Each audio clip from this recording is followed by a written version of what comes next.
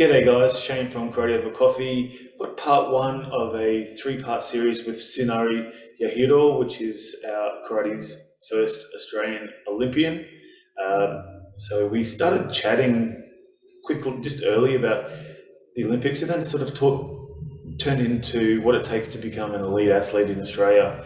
And he was saying that he went to 23 countries in 2 years to qualify for the Olympics, all off his own bat. No sponsorship, no funding from any karate federation or the Australian Karate Federation or the Oceania Karate Federation. Nothing. So yeah, look, it's really interesting. So sit back and enjoy, and look out for part two and part three coming shortly. Cheers.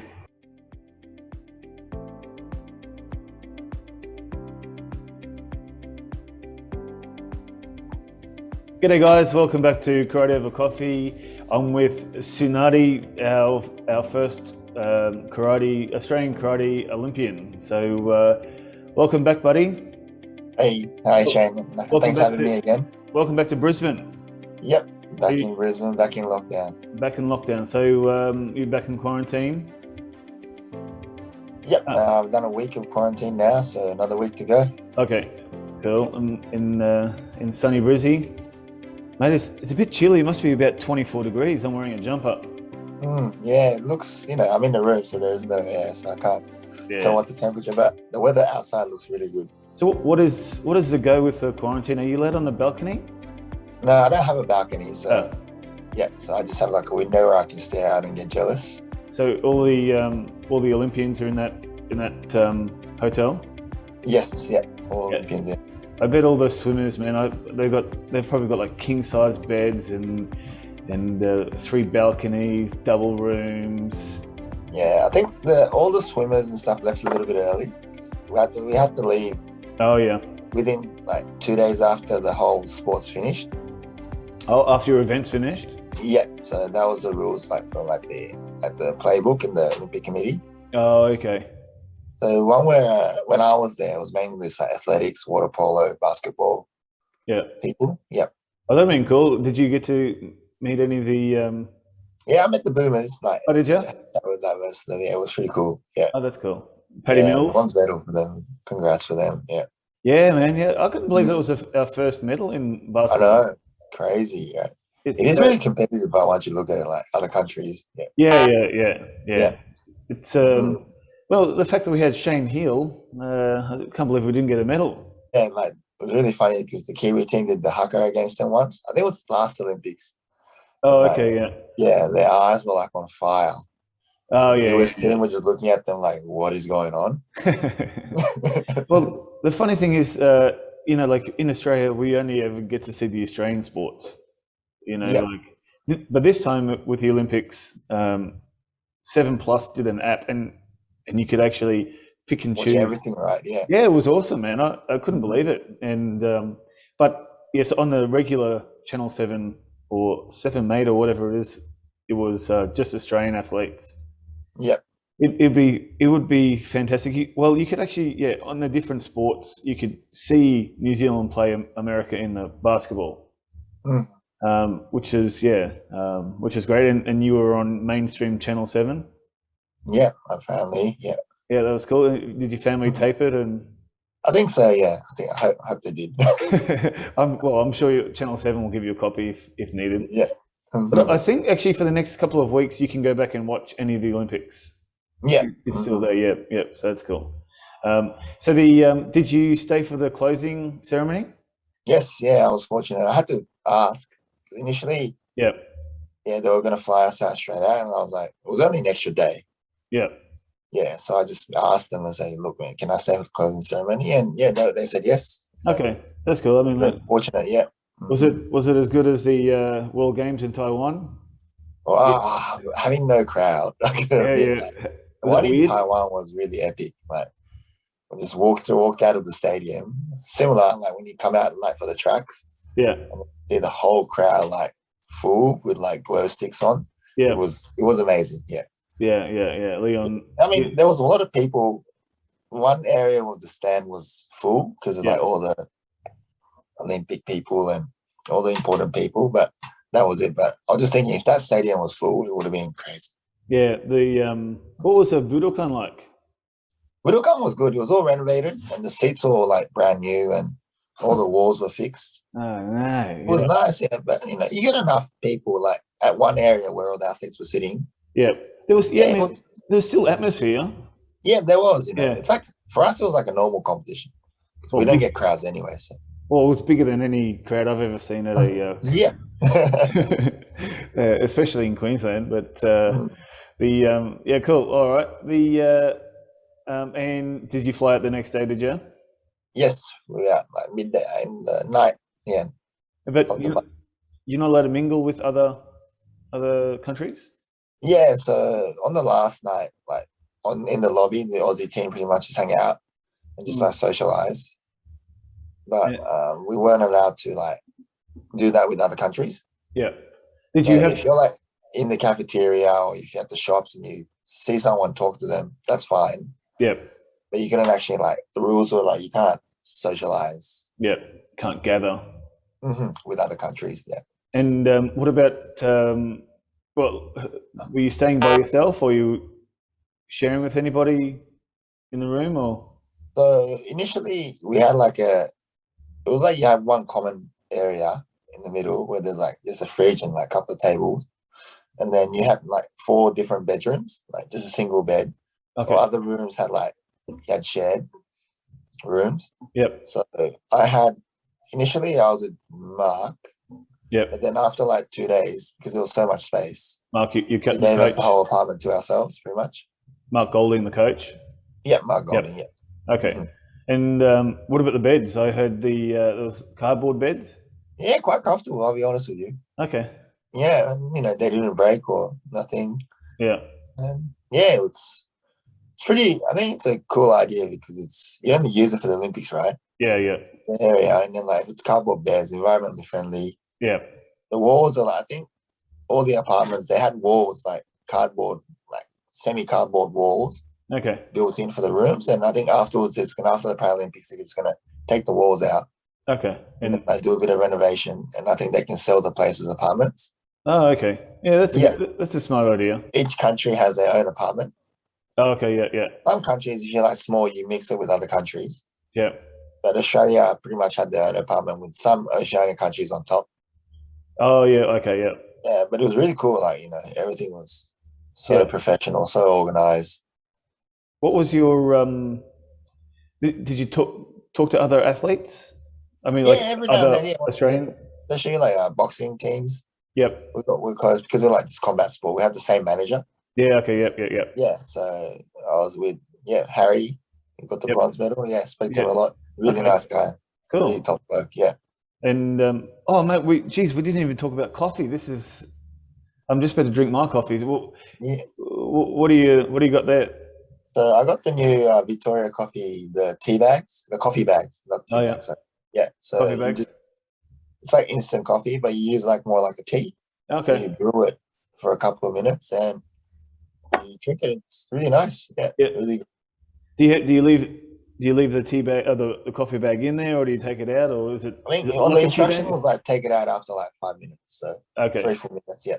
Yeah, and just makes it nice and thick. Yep. Good coffee. All right. Yeah. Well, that's a nice plug for Victoria. I'll send you my address. Yep. This is Karate Over Coffee. I'm looking for a coffee sponsor. Yeah, well, that's it. Victoria will look after you. Yeah, that's it, man. Yeah, really nice coffee. Yeah. What about I only drink Victoria at home. What was the coffee like in at the Olympic Village? So we had like a barista. Oh wow. Yeah, so this is the funny story. Like, so AOC organized like I think a couple of people in Japan who like lived in Australia. I think they just had ties. So they had like a professional coffee machine, and they had baristas working there. So I was talking to the barista, and so barista works for like a coffee company in Japan, and the owner, his wife and kids are in Sydney. Okay. And they do karate with my brother. Oh wow. Yeah. That's crazy. Yeah, it's such a small world. So he's like, "Oh, you're the karate guy." I'm like, yeah. It's like, "Oh, my boss is kids do karate with your brother. I'm like, how does that work? Jesus. Yeah. So it was really cool. Like, yeah, small world. Yeah. Well, it must have been a big asset being able to speak Japanese. Yeah, it is. Yeah, it's Yeah. easy. But Other people come up and go, "Hey, Tsuneari, can you just ask this question? Did you get any yeah, of a lot that?" of, sometimes, but the volunteers all spoke pretty good English. Yeah, yeah. It was pretty like, yeah, the volunteers were amazing, like really amazing. Like they just really went out of their way to help out. And What was the general vibe like in Japan? Because I know there was like a very small percentage of people or Japanese people actually wanted the Olympics to go on. well, I think the Were you weren't exposed to that sort of? from like the information I gathered, it's like the same in here. It's like you got like, you know, left wing people Yeah, who kind of like, and the media who kind of say they don't want to have the Olympics or yeah. whatever. But when the Olympics happened, they just flipped their hand and started airing the Olympics and doing Mm, shows and doing whatever and saying it's the greatest thing yeah. ever. What? Yeah. It's Whatever gets the just, ratings. Yeah, yeah, you know, it's nuts. You know, that's why I think Toyota got really upset with that. yeah, yeah, yeah, The Toyota boss said they're not going to make a special ad yeah, that says like Toyota's like the main sponsor for the Olympics. yeah. The media was like, because the media has been so anti-Olympics, Mm, and now when the Olympics starts, they're like, oh, because it's on, we just air it for the ratings. yeah, yeah, Yeah, yeah. and And then make our billions of dollars. Yeah, yeah, so I think when and it then actually happened, some of the media actually copped it because well, they had no choice, so they should have just supported from the start. I think. yeah, and then Yeah, after the Olympics, they start talking about 18,000 cases in Tokyo or Japan yeah, because of but the Olympics. Yeah, you can't win, bro. no, you can't win. You can't win. It's, So it's just the same as a karate. You can't win. Like you can't. No, no win situation. But the general public was like, it was really great to see the athletes. Like yeah, the fact that yeah, for us athletes, I think it's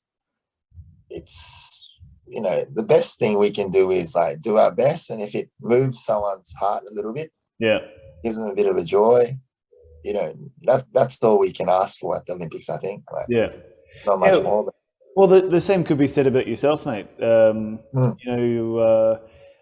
Unfortunately didn't win any medals, but the amount of exposure that you gave to karate in Australia was huge, and also for the kids who are doing karate, they want to be the next Tsunari. They want to represent Australia. So yeah, the fact that you were there, it's like my son was watching it, and he loves Haruna.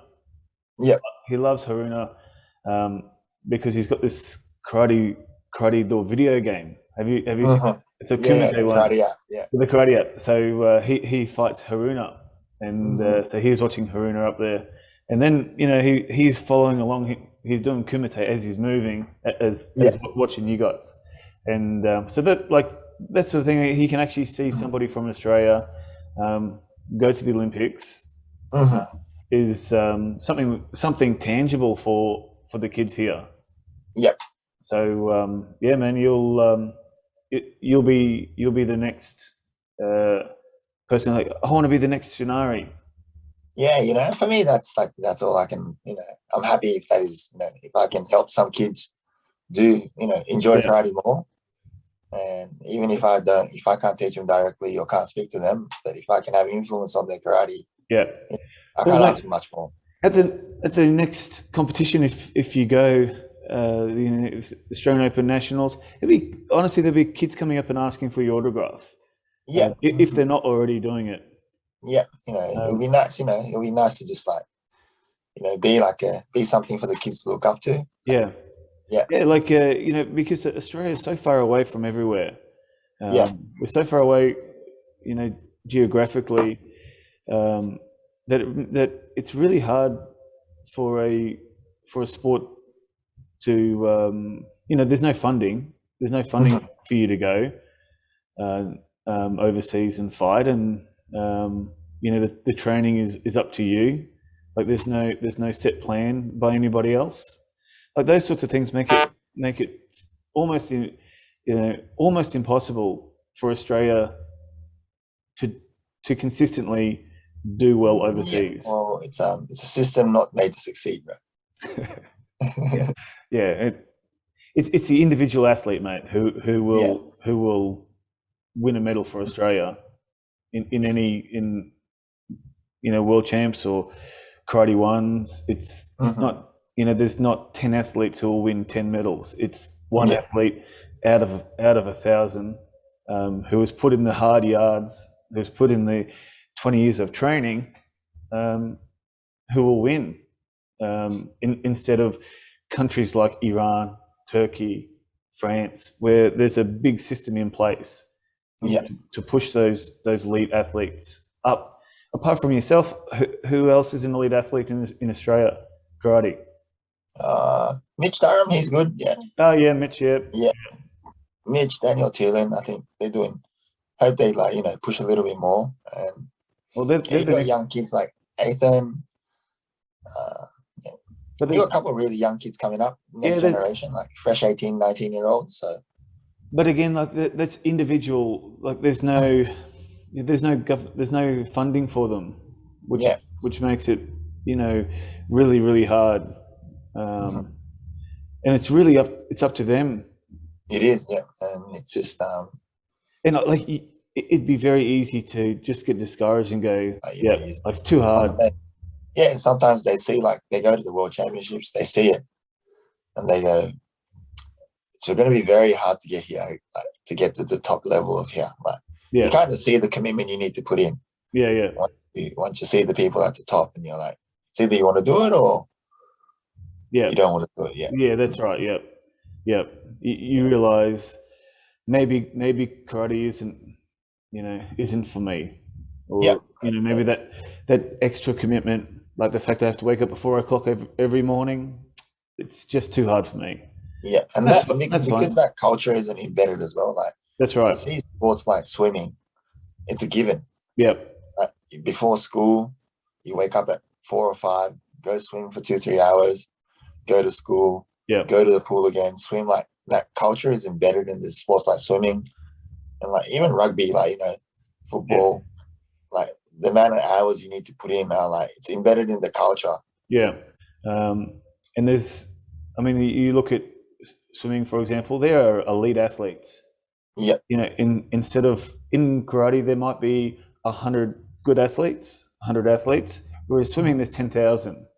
So 10,000 get pushed down to 5,000. Those 5,000 get pushed to 2,000, and then it bottlenecks up to, and you get the elite. Yeah. In karate, there's 100, and there might be 1 or 2, 3 people who have put that commitment in, maybe naturally talented as well, or who are committed financially to go to all the different karate ones, and to put that time aside, and young enough or old enough where uni or job security isn't a thing, or meeting partners. You've got to sort of push that aside if you want to be that's it. Like, you got to give up the majority of your life. Like, you can't do whereas if it's a full-time, like a job, pretty much, for like the other sports, like you can do it as a part of your living. Different story, but for us, we've got to find time to work, save money, then go to training. And you have to have a lenient boss. That's it. Really lenient boss. Very, because you need, hey boss, I need 6 months of the year off. Pretty much. Different times of the year. So thank you for listening to Karate Over Coffee. And if you're enjoying the podcast and getting something out of the episodes, there are a few things you can do to help us. If you don't already subscribe to us on YouTube, please do so. We release these episodes every Friday morning, Australian time. Plus, we release some smaller espresso shots during the week on both our YouTube channel and our Facebook community group. You can also subscribe to us on our Apple or Spotify. Leaving a 5-star review will be very beneficial as well. If you have any suggestions or topics, or feedback or anything that you want to talk about, please put it in our comment section on our Karate Over Coffee community Facebook group. If you'd like to support us, please visit our online shop where we have official Karate Over Coffee shirts, hoodies and mugs available. Your continued support is appreciated and a vital way for the podcast to keep moving forward. Thanks, guys.